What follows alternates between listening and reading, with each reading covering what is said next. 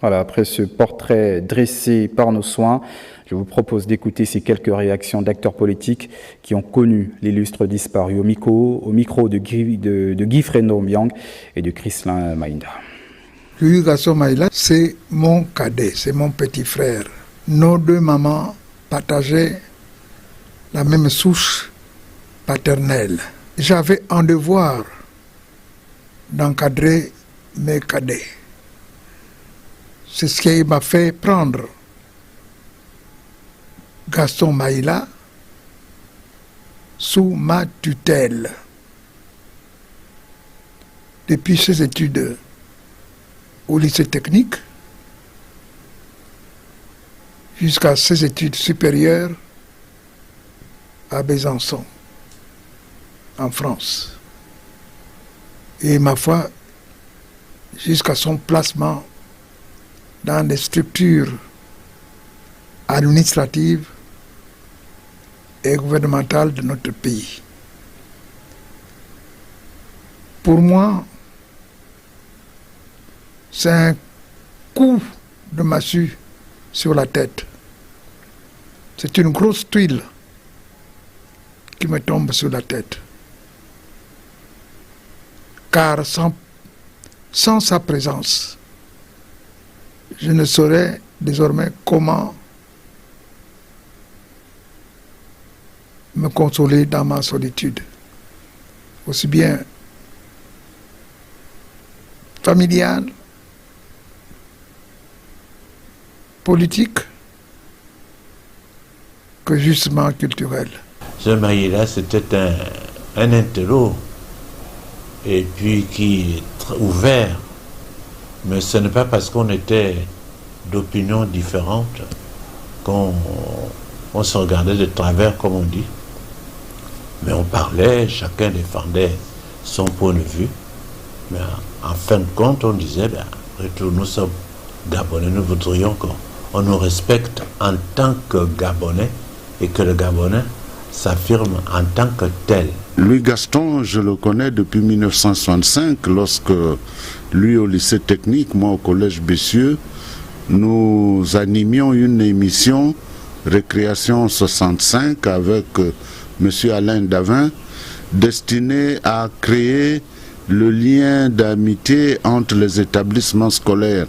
Parce qu'à l'époque, c'était souvent la guerre entre le lycée technique et le lycée national Léon-Mba, entre Bessieux et le lycée national Léon-Mba. Et nous avions pris l'initiative à l'époque d'animer cette émission inter-établissement. Nous sommes restés très liés. Et Maître Louis Gaston est entré dans la vie active assez jeune et il a travaillé longtemps auprès d'Omar Bongo. C'est un personnage multidimensionnel puisqu'il était à la fois homme politique, homme de culture traditionnelle et puis un chef d'entreprise. Mais ce que je retiens de Louis Gaston, c'est d'abord son logos très fleuri. Hein, il avait des expressions chocs, mais toujours tirées de notre milieu traditionnel. Et il avait un maître mot dans ses propos, c'était toujours « recherchons ce qui nous unit ». Il aimait toujours dire « bon, on a fait ça et maintenant, qu'est-ce qu'on fait ?» C'est qu'il était mu par cette volonté d'avancer. Le président Maïla est un acteur politique qui a marqué plusieurs décennies la vie politique nationale.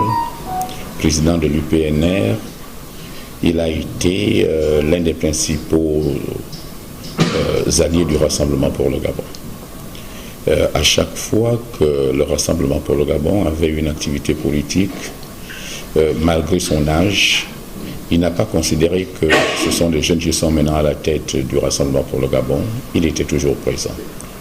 Il nous a toujours donné les conseils nécessaires pour nous permettre de naviguer dans cet espace politique combien de fois difficile parfois et complexe. Je dirais que le ton et la nature de nos relations ont été imprimés par Maître Gaston Maïla dès notre première rencontre. quelques 112 heures avant mon installation en qualité de secrétaire général du ministère de l'Intérieur. C'était en juin 1995. Il m'avait partagé ce jour-là son vécu de technocrate ou de politico-technocrate quand le président Omar Bongo Ondimba lui a fait le privilège de lui confier la direction de son cabinet civil. Il a tenu à attirer mon attention et rappeler aux collaborateurs devenus les principes ainsi que les valeurs morales que sont l'humilité, la discrétion, la probité, l'impartialité et naturellement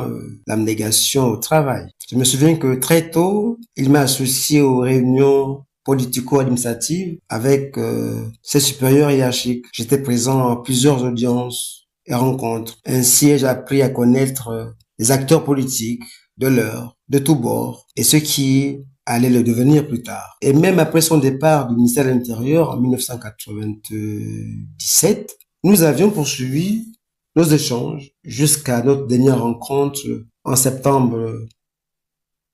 Voilà, encore toutes nos condoléances à la famille lourdement éprouvée, nous y reviendrons.